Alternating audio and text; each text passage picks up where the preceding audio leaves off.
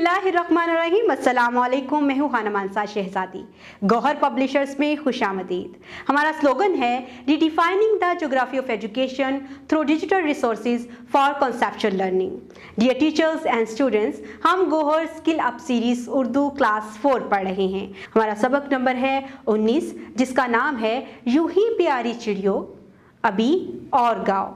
Dear teachers, आज हम इसके हासिलाते ताल्लुम पहले जान लेंगे और उसके बाद हम चलेंगे अपने सबक की तरफ। तो चलिए आइए चलते हैं हासिलाते ताल्लुम की तरफ। सबक नंबर 19, यूं ही प्यारी चिड़ियों अभी और गाओ। हासिलाते ताल्लुम।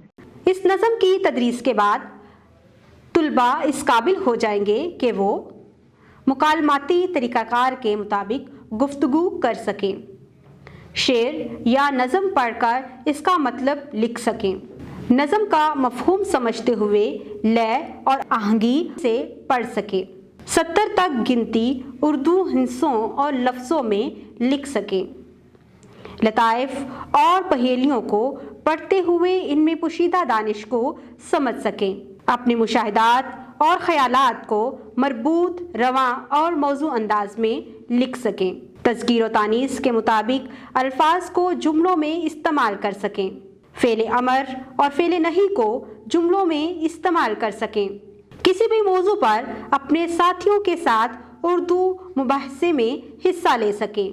डियर टीचर्स, सबक के आगाज़ से पहले आप बच्चों से कोई भी सवाल पूछ सकते हैं जो कि सबक से मुतल्लिक होगा।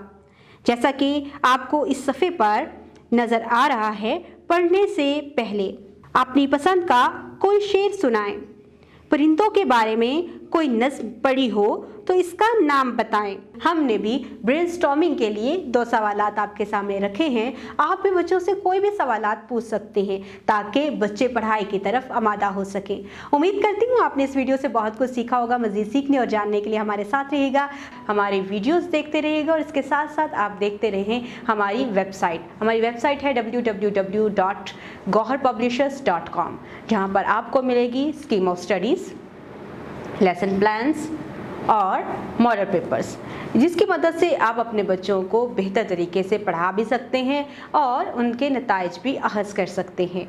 उम्मीद करती हूँ आपने इस वीडियो से बहुत कुछ सीखा होगा। मज़ीद सीखने और जानने के लिए हमारे साथ रहिएगा। मिलते हैं अगली वीडियो में, तब तक अपना बहुत सारा ख्याल रखिएगा। खुदा हाफिज़।